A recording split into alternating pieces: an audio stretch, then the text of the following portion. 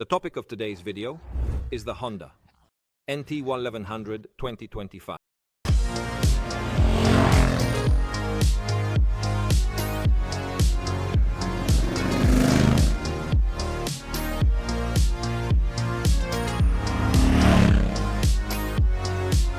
Well, yes.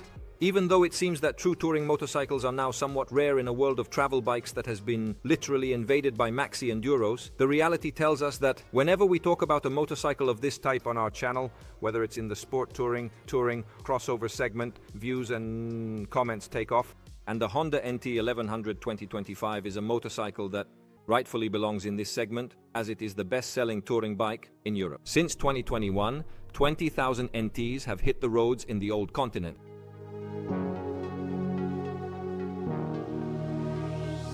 For 2025, thanks to the regulatory changes, Honda has revised its flagship touring model.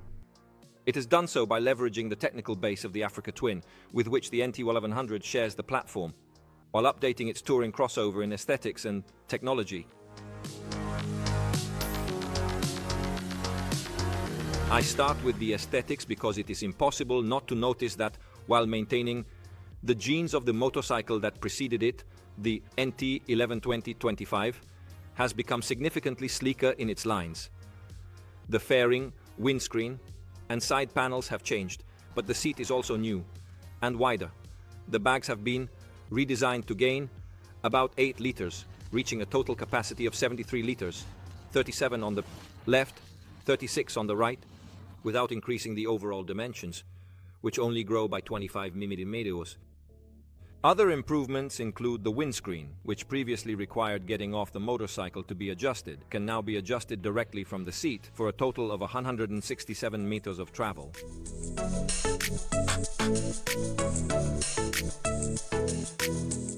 The real novelty, however, concerns the standard equipment, which is now truly flagship. The new NT introduces Showa and ERA semi-active suspensions, which we have already appreciated on the Africa Twin, but also on Kawasaki and Suzuki. Here, obviously, with a dedicated setting and the 6-axis inertial platform, which provides valuable information not only to the suspensions themselves, to the controls and the ABS, which is now also cornering, but above all, in this case, it also communicates with the DCT transmission control unit, which, according to Honda, but we will test it later, has become smarter. And it is exactly so because the brain of the transmission now has more information, receiving data on speed, lean angle, and throttle opening. The DCT anticipates the type of curve we are facing and adjusts the gear shift accordingly. In short, the Honda transmission, which is about to celebrate its 15th anniversary, is now even smarter and, above all, but we will test it now, smoother in the clutch engagement at low speeds. A small service note. The Honda NT1100 is also available with a manual transmission, but if you want it that way, you can only buy it in black and you will have to forego the semi-active suspension that is standard on the DCT version. Honda, therefore, is somewhat pushing the envelope in this regard, but the choice is also a result of the fact that 2/3 of Honda NT1100 buyers have chosen it specifically, with the DCT. Moving on to the engine, since this platform is shared between the two models, it was expected that the NT1100 would inherit the latest developments of the inline twin-cylinder engine already seen on the Africa Twin. And indeed, that's exactly what happened. The 184cc twin-cylinder engine keeps the power at 102 HP, but gains 7% more torque with a peak of 112 Nm that comes in at just 5,500 RPM, which is 750 RPM earlier than the previous version. Confirmed the 20.4-liter tank for a range 400 km. And now, let's hop on it.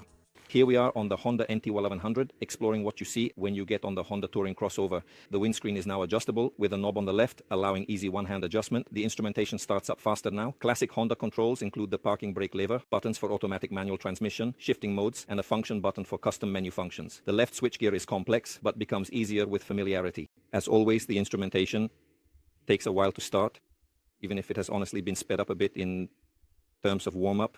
Classic Honda controls, we have the parking brake lever, the buttons for the automatic manual transmission, and various shifting modes, navigate custom functions, and left switchgear, often complex in comparisons. Once it's yours, it gets easier.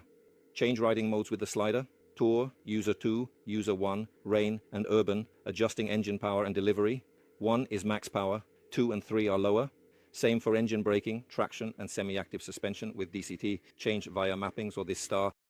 The riding modes are changed using the slider with the up and down buttons. So we have the 5 classic Honda riding modes: Tour, User 2, User 1, Rain, and Urban, which adjust all the engine power conditions and power delivery. When you see 1, that's the highest power setting. 1 on means maximum power, while 2 and 3 are lower power settings. The same goes for engine braking, traction control, and the suspension in this case, since we have semi-active suspension, because we're on the bike with DCT. So you can change it through the mappings, and you can also change it with this little star, which is a shortcut that allows you to customize the button. In this case, it is set to traction control. So by pressing the star, I change the traction control, which is on 3 levels, or can also be turned off to enter the menu in more detail to adjust the suspension more finely. Since there are options, you need to hold this button down for a long time to enter the setting modes, function user modes, and here we can completely customize the 2 riding modes, user 1 or user 2. In this case, as you can see, the power is set to 1, the engine brake is set to 2. I tightened the suspension a bit just to try. We have a curious capability for suspension adjustment because we can adjust the overall damping, both front and rear, on 3 levels: soft, medium, hard. But then we can make finer adjustments by adjusting the front. So we can tighten the suspension, but if the front feels too hard, we leave it hard and adjust the rear a bit. Then we can manage the various preload levels depending on whether we are alone, with luggage, alone plus a passenger, alone plus a passenger and luggage. So we have 24 modes, let's say 24 preload levels, and we can customize them. So we can say that when we set the user mapping, we want, in the case of rider plus cargo, to bring it up to 17 or 16 or 15. Everything is done with the touch here, so very quickly. Once set, there is no need to save. You go back and then return to the main menu, which is below. There is the second display. This is also useful because when we activate the navigator, maybe we are connected, since there is a USB port inside here in the fairing, we can connect the phone, and this is the only instrumentation compatible with Android Auto and Apple CarPlay, but only with a cable. So maybe we project, I don't know, the mirror on the top, and below we have the necessary indications for driving. The usual DCT shift buttons, minus and plus. Let's say that everything you see is very well made mirrors. Here we also have a 12-volt power outlet, so a motorcycle that really wants to do tourism in every sense. I would say that more or less is everything from the complex but very in-depth dashboard of the Honda NT. It obviously has touch, so we can also change the preload directly, but only when the motorcycle is stationary, directly from the dashboard without having to search for too many buttons. It also works with gloves, the touch only in this area here, but with the motorcycle, not in motion. I would say that now we can go try it.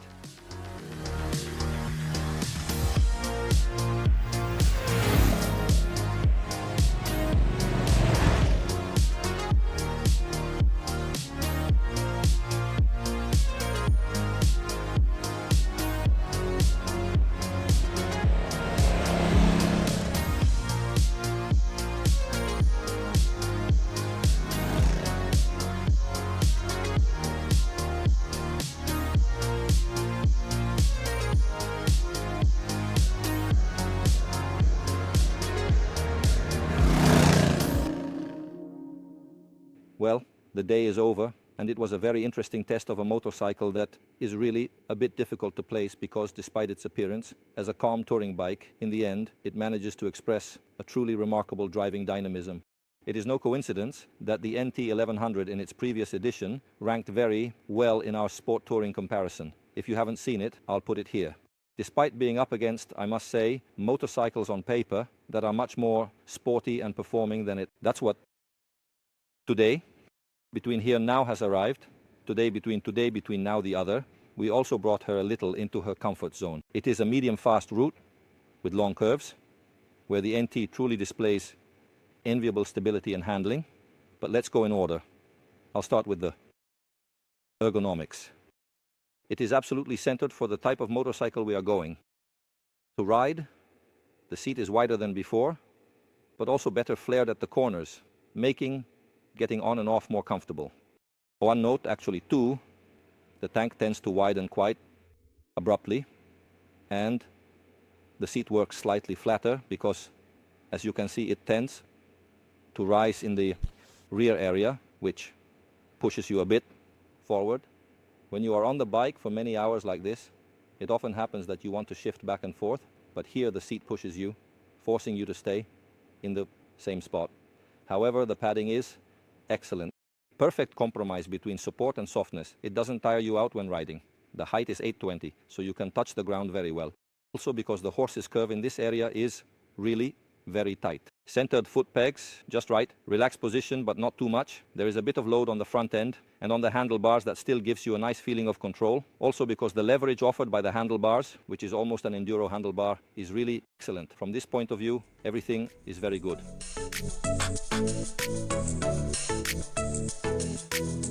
We are talking about high-level protection for the shoulders, for the legs. I must say that for aerodynamic protection, I had to work a little harder. The windscreen now, as you can see, can be comfortably adjusted with the left hand even while riding.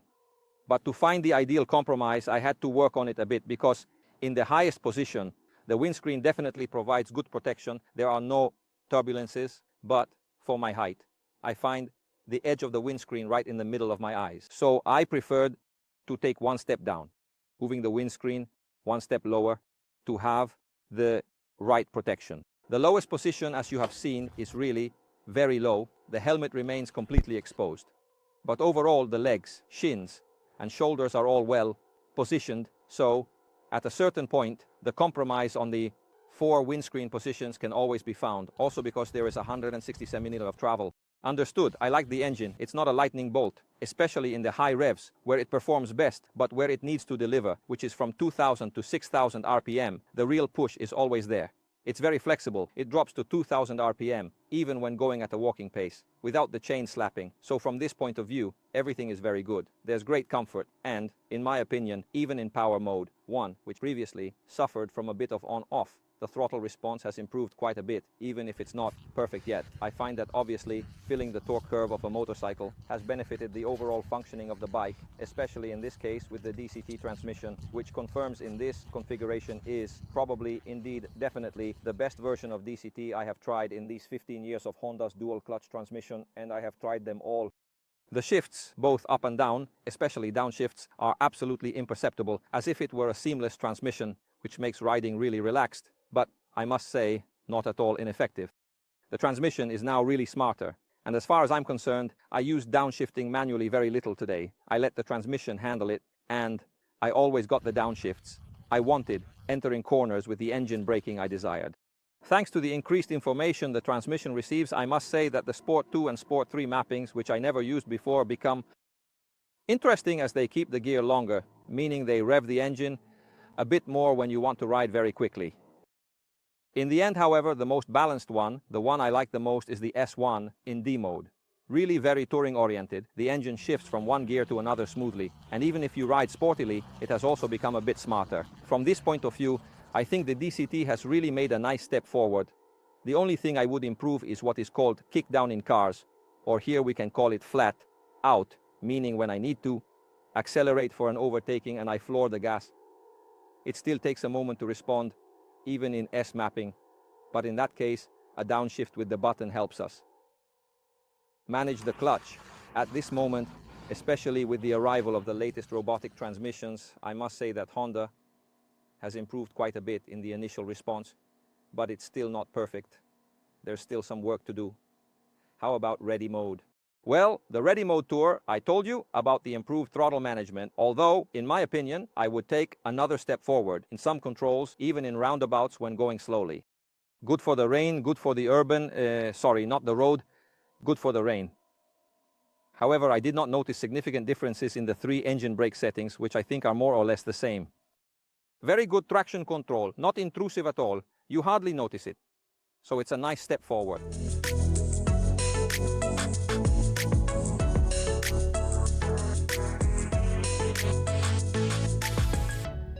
Let's talk about handling.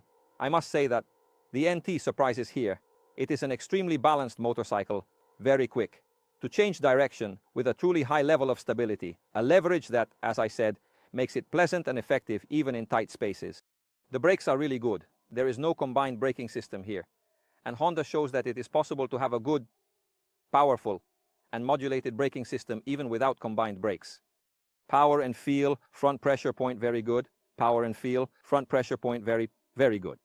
So the system is nothing extraordinary, but everything works perfectly. Suspensions, well, the Showa ARA do not disappoint even in this configuration that is dedicated to the Honda NT1100. I must say that there is excellent support, especially I like how they work in terms of anti-dive, so the anti-dive strategy at the front, because when you brake, they manage to offer the right level of pitch. The motorcycle does move, but it doesn't dive too much, which allows you to ride in a much more dynamic way than the appearance of this motorcycle might suggest. I must say that there is a lot of quality in these suspensions that can be adjusted really in many conditions, as you could see earlier when I showed you the dashboard. They manage to be supported in terms of preload, in terms of hydraulics, but they are never harsh as happens with other models of semi-active suspension.